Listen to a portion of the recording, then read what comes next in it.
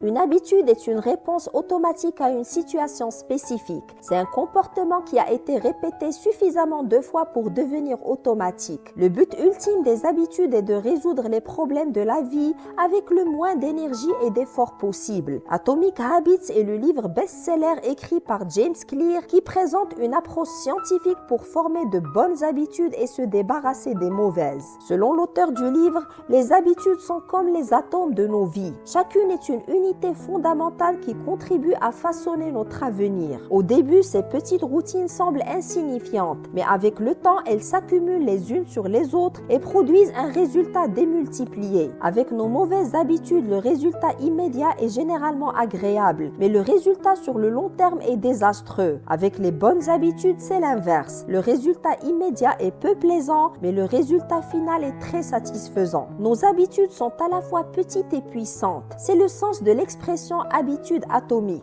Des pratiques régulières qui sont petites et faciles à faire, mais qui ont un effet puissant sur le long terme. Dans cet épisode, je vais te partager les 11 idées clés que j'ai retenues de la lecture du livre Atomic Habits que je recommande à toute personne désirant adopter de bonnes habitudes pour réussir. Bonjour et bienvenue sur Dev Academy. Idée numéro 1, le succès est le produit des habitudes quotidiennes, pas d'événements ou de transformations qui n'arrivent qu'une seule fois dans la vie. Trop souvent, nous nous convainquons que le succès massif nécessite une action massive. Que ce soit pour perdre du poids, écrire un livre ou remporter un championnat, nous nous mettons la pression pour réaliser une amélioration spectaculaire dont tout le monde parlera. Alors qu'en réalité, de légères améliorations réalisées quotidiennement ne sont pas particulièrement remarquables, mais ont un effet très significatif sur le long terme. Selon l'auteur du livre, la différence qu'une petite amélioration peut faire avec le temps est stupéfiante. En effet, si tu t'améliores de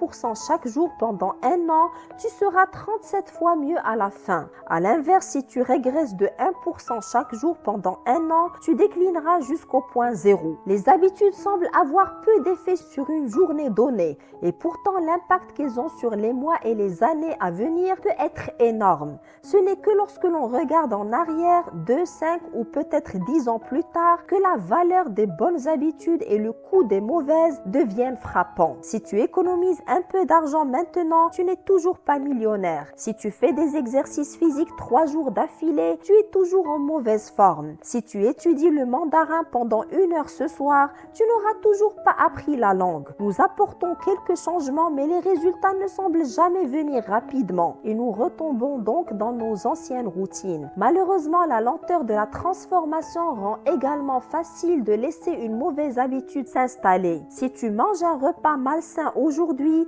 la balance ne bouge pas beaucoup. Si tu travailles tard ce soir et tu ignores ta famille, ils te pardonneront. Si tu procrastines et reportes ton projet au lendemain, il y aura généralement le temps de le terminer plus tard. Une seule décision est facile à ignorer, mais lorsque nous répétons des erreurs de 1% jour après jour, en reproduisant de mauvaises décisions et en dupliquant de petites erreurs, nos petits choix se transforment en résultats toxiques. C'est l'accumulation de nombreuses erreurs, une baisse de 1% ici et là, qui finit par créer un problème. Idée numéro 2, l'impact créé par un changement dans tes habitudes est similaire à l'effet du changement de quelques degrés de la trajectoire d'un avion après son décollage. Imagine que tu prennes l'avion de Los Angeles à New York. Si le pilote ajuste le cap de seulement 3,5 degrés vers le sud, tu atterriras à Washington DC au lieu de New York. Un tel petit changement est à peine perceptible au décollage. Le nez de l'avion ne bouge que de quelques pieds, mais lorsqu'il est amplifié sur l'ensemble des États-Unis, tu te retrouveras à des centaines de kilomètres de ta destination.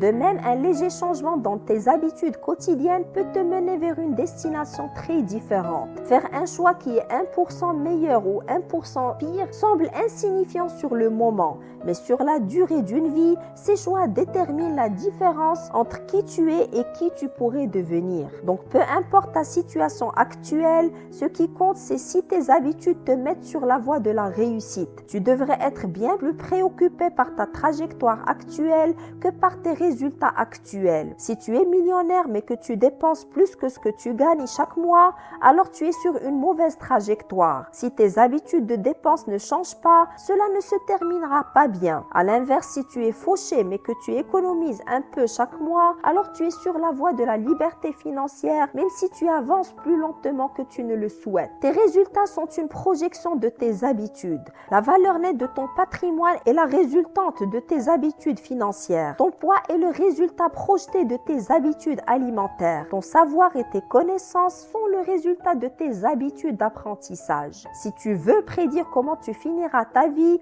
il suffit d'examiner tes choix quotidiens et de faire la projection dans 10 ou 20 ans de leurs effets cumulés. Dépenses-tu moins que ce que tu gagnes chaque mois? Vas-tu à la salle de sport chaque semaine? Lis-tu des livres et apprends-tu quelque chose de nouveau chaque jour? Des petites habitudes comme celles-ci définiront qui tu seras dans le futur. Idée numéro 3, on ne commence à cueillir les fruits de nos nouvelles bonnes habitudes qu'après un certain seuil critique. Les habitudes semblent souvent ne faire aucune différence jusqu'à ce que l'on franchisse un seuil critique. Au début de l'instauration d'une bonne habitude, on traverse souvent ce que l'on appelle une vallée de déception. On s'attend à progresser de manière linéaire et il est frustrant de constater à quel point les changements peuvent sembler inefficaces pendant les premiers jours, semaines, voire mois. On a l'impression de ne pas avancer. C'est une caractéristique de tout processus de cumul. Les résultats les plus puissants sont retardés. C'est l'une des raisons fondamentales pour lesquelles il est si difficile de construire des habitudes qui durent. Les gens apportent quelques petits changements, ne voient pas de résultats tangibles et décident d'arrêter. Tu commences à te dire « Je cours tous les jours depuis un mois, alors pourquoi je ne vois aucun changement dans mon corps ?» Une fois que ce genre de pensée prend le dessus, il est facile de laisser tomber les bonnes habitudes. Mais pour faire une différence significative, les habitudes doivent persister assez longtemps pour briser ce plateau que l'auteur du livre Atomic Habits appelle le plateau du potentiel latent. Si tu as du mal à développer une bonne habitude ou à en briser une mauvaise, ce n'est pas parce que tu as perdu ta capacité à t'améliorer. C'est souvent parce que tu n'as pas encore franchi le plateau du potentiel latent. Te plaindre de ne pas réussir malgré un travail acharné, c'est comme te plaindre que l'eau ne commence à bouillir quand tu l'as chauffée à 40 degrés, alors que l'eau bout à 100 degrés. Ton travail n'a pas été gaspillé, il est simplement stocké. Toutes les actions se produisent à 100 degrés. Idée numéro 4, il vaut mieux te concentrer sur les systèmes plutôt que sur les objectifs à atteindre. Selon l'auteur du livre, si tu as du mal à changer tes habitudes, le problème ne vient pas d'un souci dans la fixation des objectifs à atteindre. Le problème est dans ton système pour le changement. Les mauvaises habitudes se répètent encore et encore,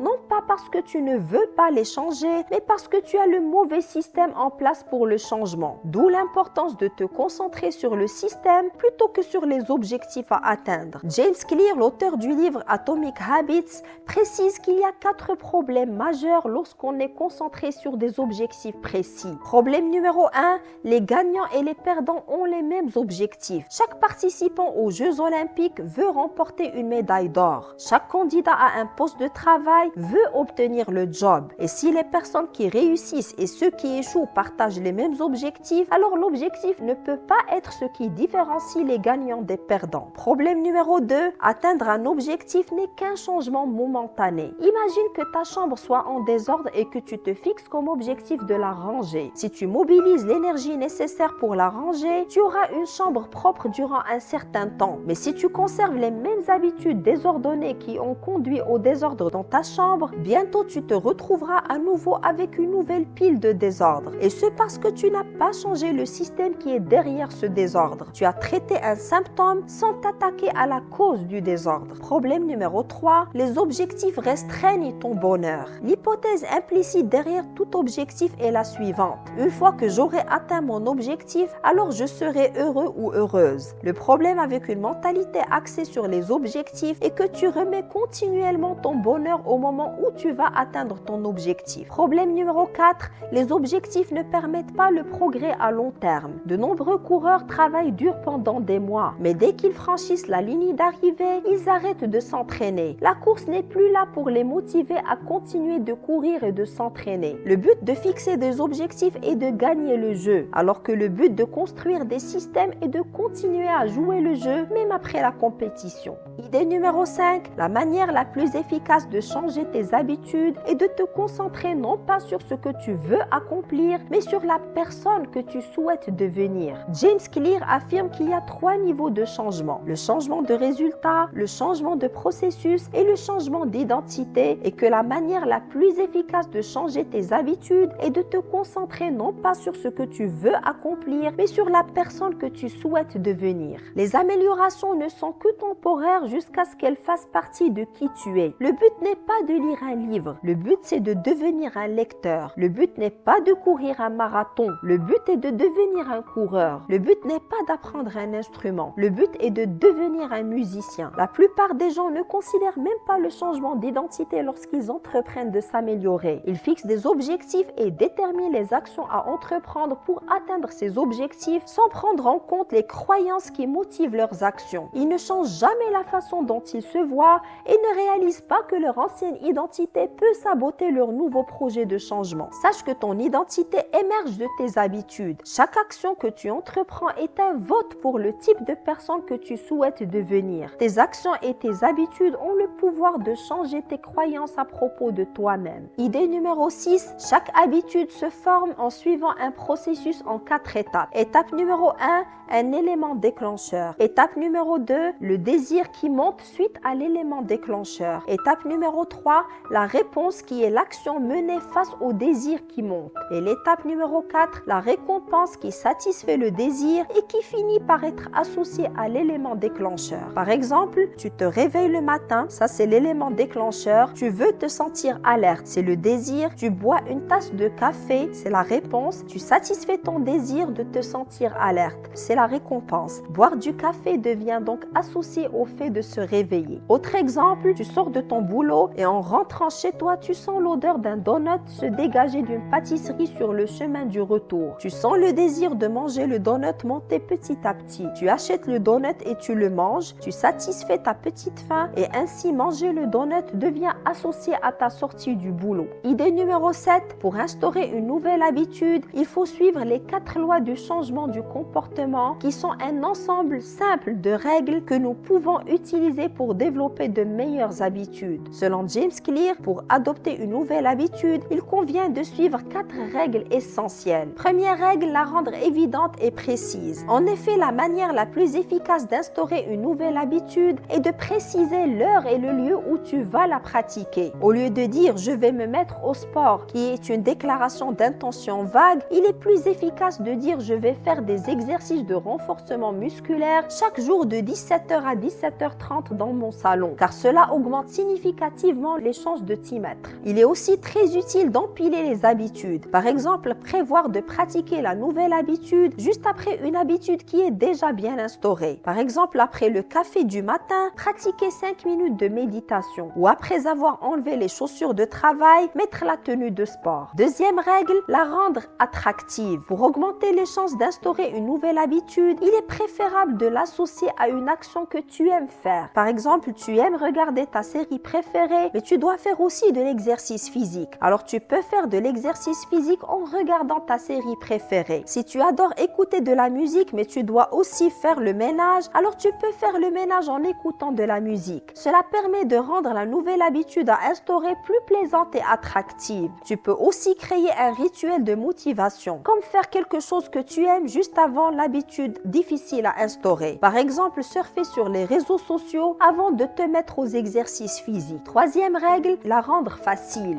Pour réussir à instaurer une nouvelle habitude, il est recommandé de préparer ton environnement de manière à la rendre facile à réaliser. Par exemple, pour faire de l'exercice physique au réveil, tu augmentes tes chances d'y arriver en préparant la veille au soir ta tenue et tes chaussures de sport. Si tu veux pratiquer plus la guitare, sors-la de ton placard et rends-la accessible. Une autre technique pour rendre ton habitude facile, c'est de commencer à la pratiquer pendant 2 minutes. Et ce n'est qu'une fois que l'habitude est bien installée que tu peux commencer à augmenter graduellement sa durée. Par exemple, si tu veux méditer pendant un quart d'heure tous les matins, commence déjà par méditer pendant 2 minutes. Si tu veux commencer à lire avant de dormir, commence par lire pendant 2 minutes. L'essentiel étant de réussir à instaurer cette habitude avant d'essayer dans un deuxième temps de l'optimiser. Quatrième règle, la rendre satisfaisante. Cette règle vise à te procurer un sentiment de satisfaction après avoir pratiqué l'habitude que tu veux instaurer. L'idée est de te récompenser immédiatement après l'avoir réalisée, car on a plus de chances de reproduire une action qui a été immédiatement récompensée. Par exemple, après l'exercice physique, tu peux t'accorder un un moment de répit sur les réseaux sociaux. Une autre technique proposée par James Clear pour rendre la nouvelle habitude satisfaisante, c'est d'avoir un tracker de ta nouvelle habitude et de cocher les fois où tu l'as mise en place. Par exemple, si ta nouvelle habitude c'est de méditer tous les jours, sur un calendrier tu coches les jours où tu as médité. Le fait de cocher les jours où tu l'as fait te procurera un sentiment de satisfaction et renforcera la pratique régulière de la méditation. Avant de passer au point suivant, n'hésite pas à télécharger à la fin de cet épisode des guides offerts que je te laisserai en boîte de description en bas de cet épisode. C'est cadeau pour toi. Idée numéro 8, pour te débarrasser d'une mauvaise habitude,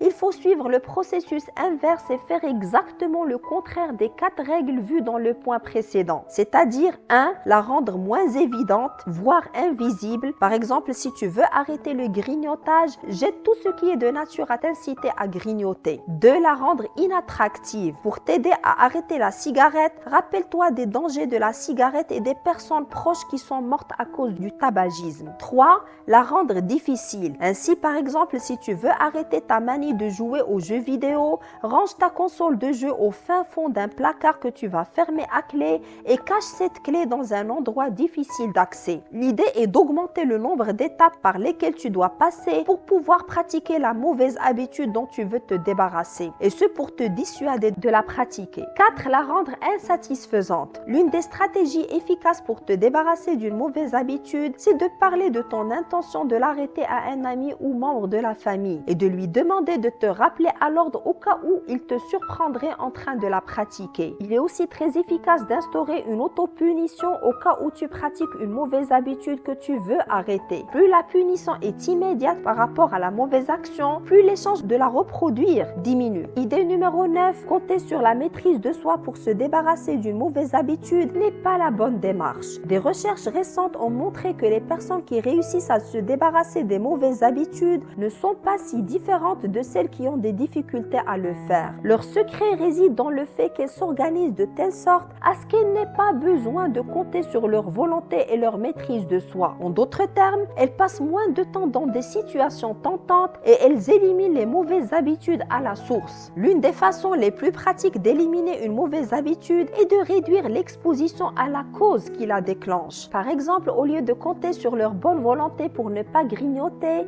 elles ne gardent pas à portée de main chips, biscuits et tout ce qui est de nature à leur donner envie de grignoter. Car la maîtrise de soi est une stratégie à court terme, pas à long terme. Tu peux résister à la tentation 1 ou 2 fois, mais il est peu probable que tu puisses avoir la force mentale de résister à chaque fois. Au lieu de mobiliser une nouvelle dose de volonté chaque fois que tu veux faire ce qui est nécessaire, ton énergie serait mieux dépensée en optimisant ton environnement. Donc garde en tête que les personnes qui ont une grande maîtrise de soi ont tendance à passer moins de temps dans des situations tentantes. Il est plus facile d'éviter la tentation que de la résister. Idée numéro 10, la plus grande menace pour la réussite n'est pas l'échec mais l'ennui. La nature humaine fait que nous nous lassons des habitudes parce qu'elles cessent de nous ravir. Mais sache que peu importe ce que tu essaies d'améliorer, si tu ne fais le travail que lorsque c'est pratique ou excitant, tu ne seras jamais assez constant pour obtenir des résultats remarquables. Je peux te garantir que si tu parviens à établir une habitude, cela rendra le processus plus facile et te permettra de maintenir ta motivation à long terme. Lorsque tu es à la salle de sport,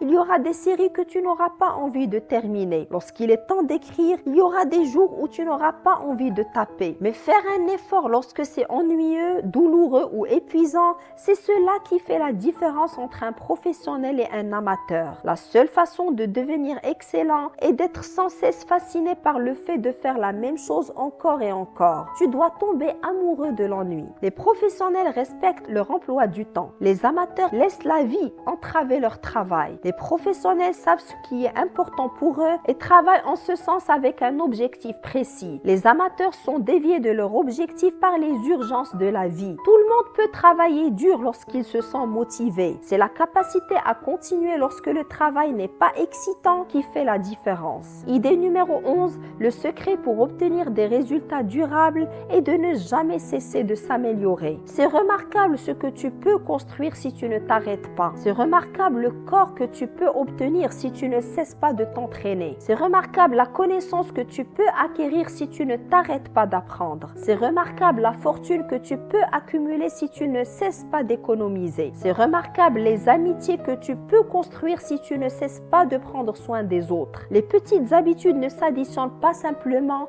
elles se multiplient. C'est là toute la puissance des habitudes atomiques, de petits changements qui produisent des résultats spectaculaires. Voilà, c'était les 11 idées phares que j'ai retenues du livre Atomic Habits. Moi, personnellement, j'ai pris beaucoup de plaisir à le lire en anglais, mais il existe aussi en version française. Je te laisserai tous les liens du livre en boîte de description au cas où tu souhaiterais te le procurer. Si cet épisode t'a apporté de la valeur, tout ce que je te demande en échange, c'est de me récompenser avec un like et de me dire en commentaire quelles sont les bonnes habitudes que tu aimerais instaurer. Ça m'intéresse de connaître les intérêts et passions des membres de la communauté d'Eve Academy qui ne cessent de grandir jour après jour. À très vite!